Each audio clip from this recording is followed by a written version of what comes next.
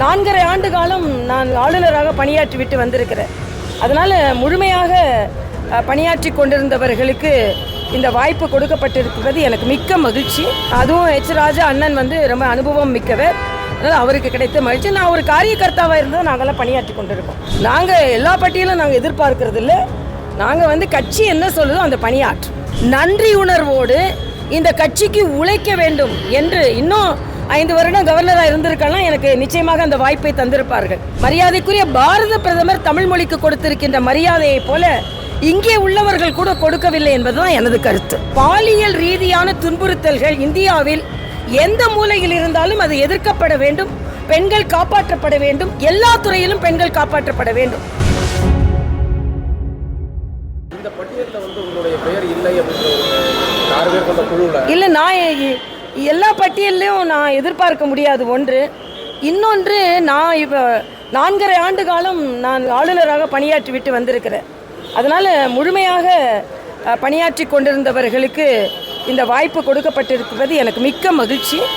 அதுவும் எச் ராஜா அண்ணன் ரொம்ப அனுபவம் மிக்கவர். அதனால் அவருக்கு கிடைத்த மகிழ்ச்சி. நான் ஒரு காரியகர்த்தாவாக இருந்தால் நாங்கள்லாம் பணியாற்றி கொண்டிருக்கோம். நாங்கள் எல்லா பட்டியலும் நாங்கள் எதிர்பார்க்கறது இல்லை. நாங்கள் கட்சி என்ன சொல்லுதோ அந்த பணியாற்றும். இதுக்காக மாநில தலைவர் நியமிக்கப்படலாம் அப்படின்ற ஒரு பேச்சு ஒரு சிலருடைய பெயர் இவங்க நியமிக்கப்படலாம் அப்படின்ற இல்லை, அதெல்லாம் யூகங்கள் தான். நீங்கள் யூகம் செய்கிற பேர் தான் வரணும்னு இல்லை. கட்சி சரியான முடிவை எப்பொழுதுமே எடுக்கும். அதே மாதிரி இன்றைக்கி முதலமைச்சர் அவர்கள் வெளிநாடு சென்றிருக்கிறார்கள். ஏதோ அதிக முதலீடுகளை ஈர்த்து கொண்டிருக்கிறோம் என்று சொல்லியிருக்கிறார். இன்றைக்கி அவங்க போட்ட பட்டியலில் எல்லாமே ஏற்கனவே தமிழகத்தில் இருக்கின்ற நிறுவனங்கள் தான். தமிழகத்தில் ஒரு நிறுவனம் இருந்ததுன்னா அதை விரிவாக்கம் அதே இடத்துல தான் பண்ணுவாங்க. ஆக ஒன்லி விரிவாக்கம் தான் நடைபெற்று கொண்டிருக்கிறது. அதனால் புதிய முயற்சிகள் முதலீடுகள் எதுவும் இருக்கிற மாதிரி எனக்கு தெரியல.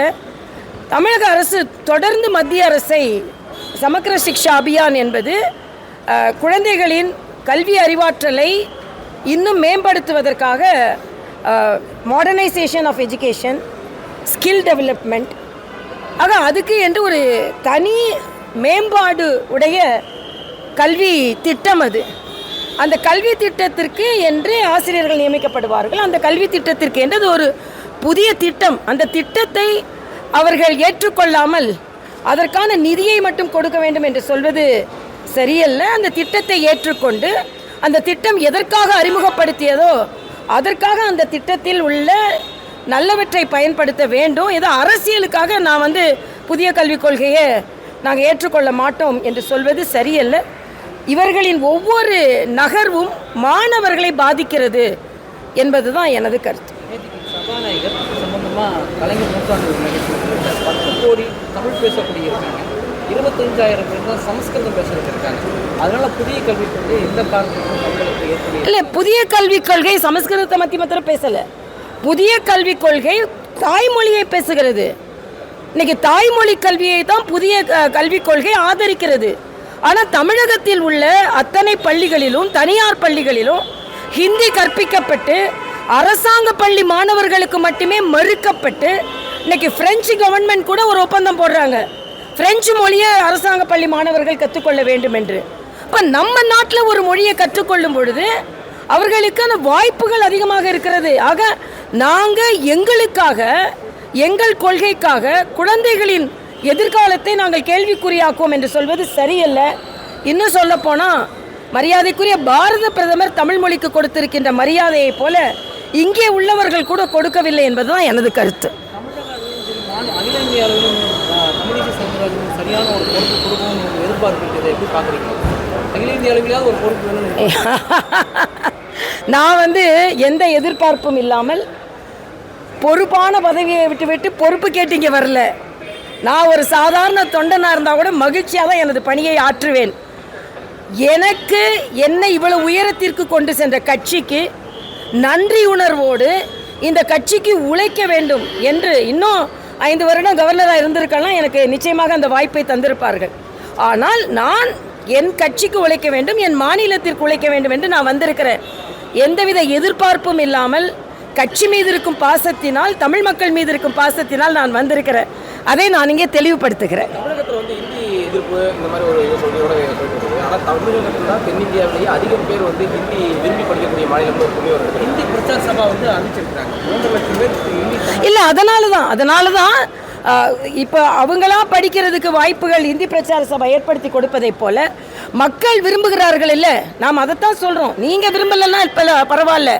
இன்னைக்கு பரந்துபட்ட வாய்ப்புகள் இன்னொரு மாநிலத்தில் போய் பணியாற்ற வேண்டும்.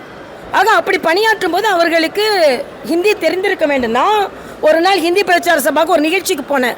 20 இளைஞர்கள் அங்கே ஒரே நேரத்தில் பயிற்சிக்கு வந்திருந்தார்கள். அவர்கள் சொன்னது, ஒரு மிகப்பெரிய கார் நிறுவனத்தில் நாங்கள் எல்லாமே தேர்ந்தெடுக்கப்பட்டோம். 3 to 4 லட்சம் ரூபாய் சம்பளம்.